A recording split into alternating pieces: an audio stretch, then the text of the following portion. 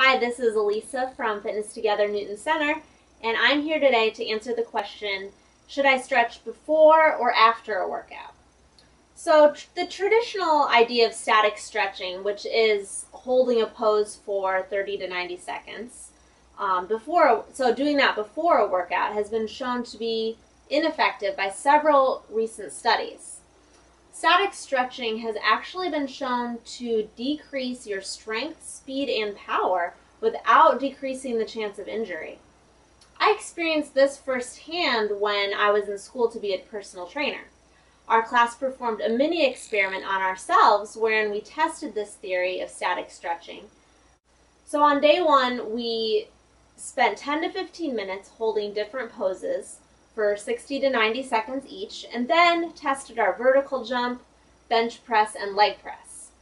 A couple of days later, we spent 10 to 15 minutes doing a dynamic warm-up that consisted of things like jumping jacks, bench bodyweight squats, med ball chops, skipping, things like that. And then we tried the vertical jump again and the bench press and the leg press. Everyone in the class, across the board, was able to jump higher and lift heavier on the second day after we had done the dynamic warm-up. So what does this information leave us with? Well, if you're a client at Fitness Together, you know all about dynamic warm-ups. So a dynamic warm-up gets the muscles that you will be using in your workout ready for more intense activity. So it'll typically consist of jumping jacks, lunges, bodyweight squats, med ball chops, and then if you have a particularly tight muscle, some mobility work may be included. So for example, foam rolling, shoulder openers, lower back warm-ups, sometimes we do some weird hip movements, things like that.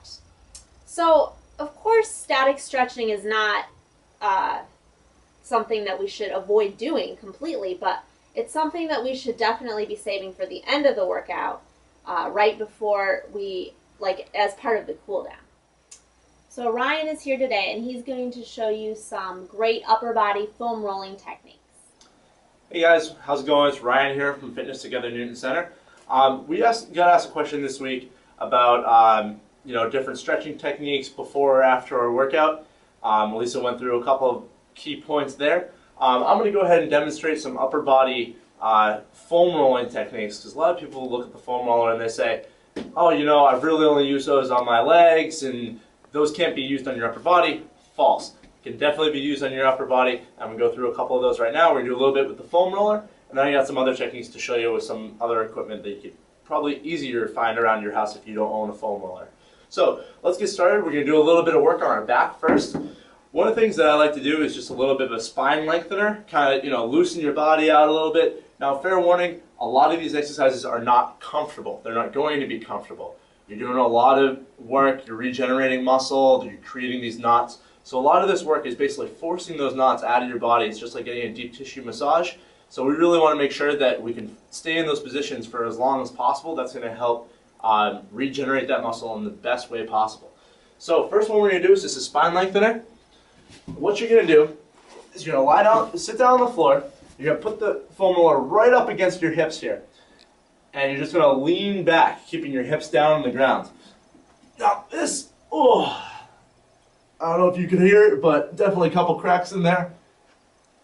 Basically just chilling out here for a little while. This is not a comfortable position to be in, but it's definitely doing something.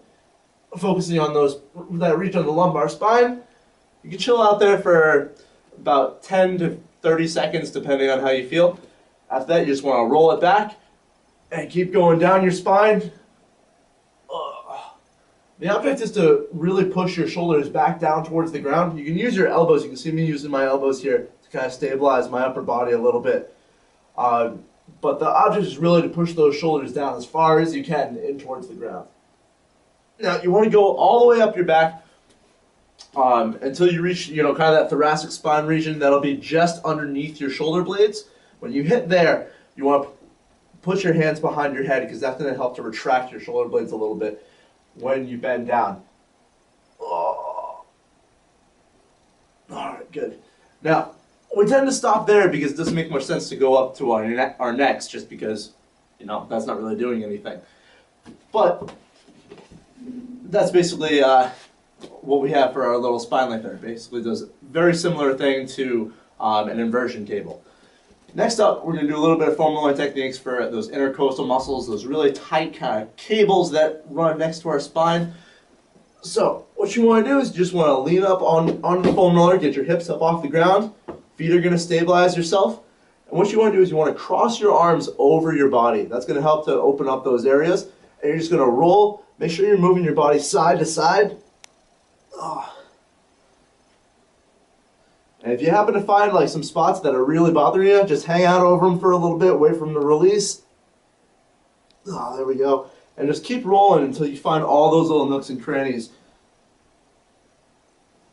Really let that loosen up.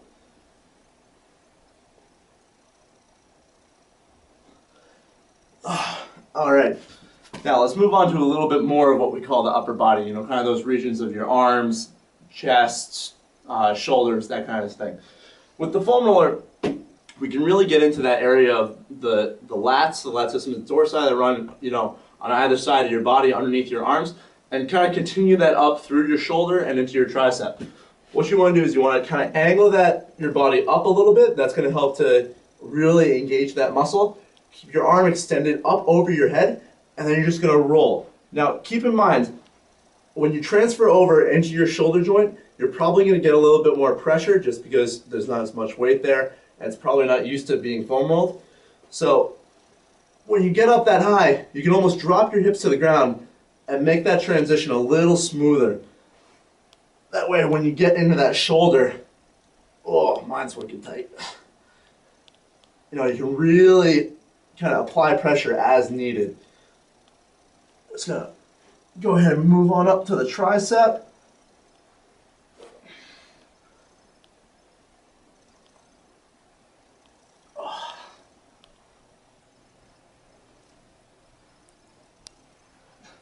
And same thing here. If you find some little knots and kind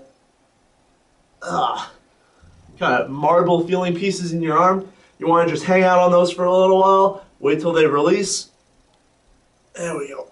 And just roll around until you find some of the other ones. All right.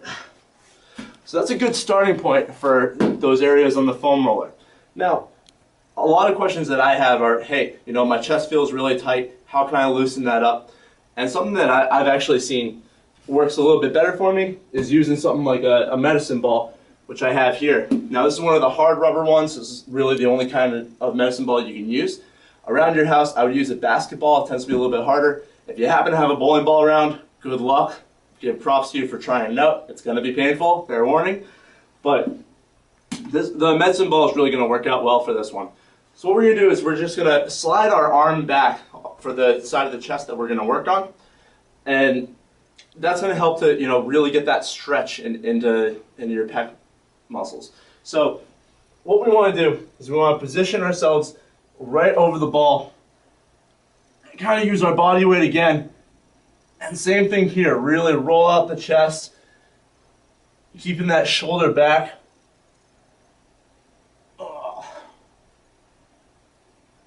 Remember, we're just working on one side of the chest right now.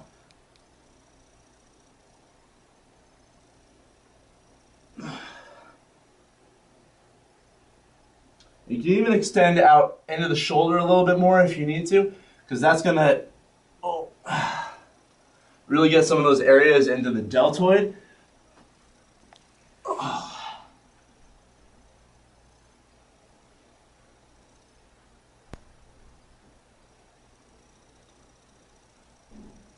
All right, leave that one there.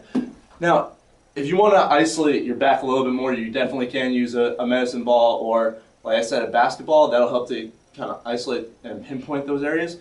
If you want to isolate even more, you can use a little crossball. If you really want to go crazy with it, you can use a baseball or a softball. If you want to go a little bit lighter, you can use a tennis ball.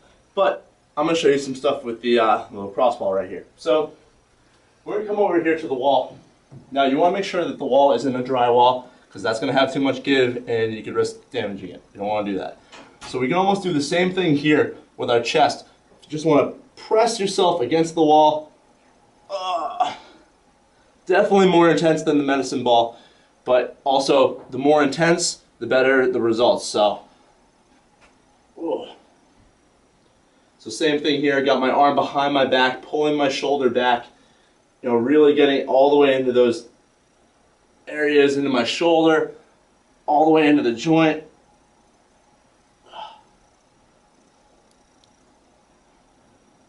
Nice. All right, and one last one that I have for you today is going to be one for that kind of rear shoulder area, posterior deltoid, lat, and rhomboid. So what you want to do, you want to extend your arm up overhead, and you're just going to place it. There's almost a little area. You'll find it as soon as you hit it, because it'll send almost a shock wave through your back. But, there's a lot of stiffness right in around that shoulder blade. I feel a couple of knots right in there. Hang out there, roll around a little bit. But this is a great way to kind of get in those smaller areas into your back that you can't reach with a foam roller or a medicine ball.